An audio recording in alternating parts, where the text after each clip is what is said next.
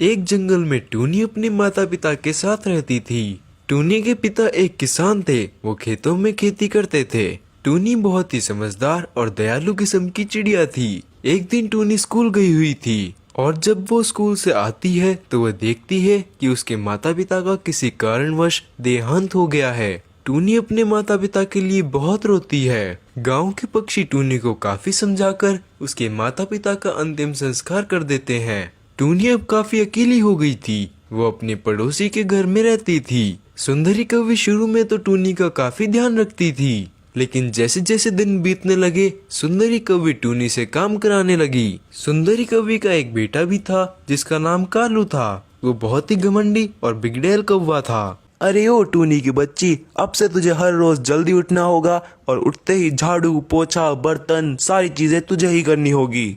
और जब तू इतना काम करेगी तभी तुझे 2 टाइम का खाना मिलेगा। जी आंटी, जो आपने काम कहा वो मैं सारे कर दूंगी, पर आंटी मैं पढ़ना चाहती हूँ। क्या आप मेरा एडमिशन कालू के स्कूल में करा देंगी? पढ़ लिख कर तुझे कौन सा डॉक्टर बनना है, चुपचाप घर के काम कर। फिर टूनी चुपचाप उदास होकर अपने कमरे में चली जाती है और रोने लगती है। वो जानती थी कि रोने से कुछ नहीं होगा और उसे घर के काम तो करने ही पड़ेंगे। वो अपनी माँ की तस्वीर के आगे जाकर कहती है, माँ, आप देख ही रहे हो ना कैसे सुंदरी आंटी मेरे साथ इतना अत्याचार कर रही है। मुझसे घर के सारे काम करवाती है और तो और बोलती है कि तुझे पढ़ने की क्या जरूरत है। इतना सब बोलकर टूनी रोते रोते सो जाती है और उसे पता ही नहीं चलता कि कब रात हो जाती है। उसके कमरे में जब सुंदरी कौवी आती है तो वो कहती है, अरे ओ टूनी, चल उठ जा चुपचाप, तुझे रात का खाना बनाना है, वरना 4 दिनों तक खाना नहीं दूंगी।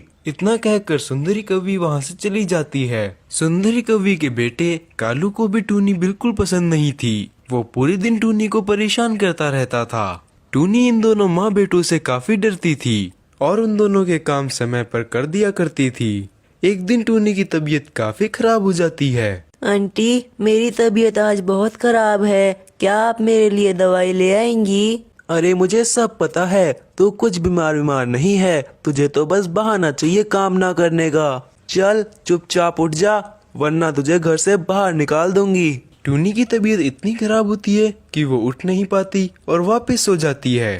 थोड़ी देर बाद जब सुंदरी कौवी वापस आती है तो, अरे ओ टूनी, मैंने तुझे पहले ही कहा था पर तू नहीं उठी, अब मुझे तेरी शक्ल भी नहीं देखनी। चल अपना बोरिया बिस्तर बांध और निकल जा इस घर से, वरना मुझसे बुरा कोई नहीं होगा। ये सब देखकर कालू बहुत खुश होता है कि टूनी अब उसके साथ नहीं रहेगी। फिर टूनी अपना बोरिया बिस्तर लेकर घर से निकल जाती है। जंगल में जाकर उसे रहने को कोई घर नहीं मिलता, लेकिन जैसे जैसे रात होती है टूनी को डर लगने लगता है। तभी टूनी को एक आवाज आती है। वो आवाज सुनकर काफी डर जाती है।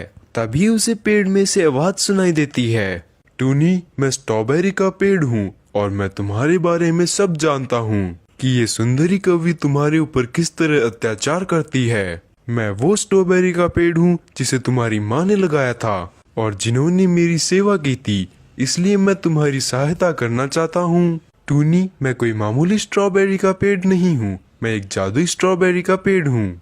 ये जो मेरे ऊपर स्ट्रॉबेरी का घर है, इस घर के अंदर तुम्हें खाने पीने के लिए सब कुछ मिलेगा। ये स्ट्रॉबेरी का घर तुम्हारी सारी इच्छाएं पूरी करेगा।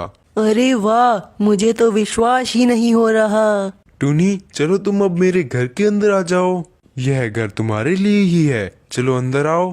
फिर टूनी उस घर के अंदर आ जाती है। अरे वाह, ये स्ट्रॉबेरी का घर तो इतना आलीशान और सुंदर है। टूनी को वो घर बहुत पसंद आता है और उसे जब भी भूख प्यास लगती वो उस घर से भोजन ले लिया करती थी। फिर टूनी उस जादुई स्ट्रॉबेरी के घर में खुशी खुशी रहने लगती है।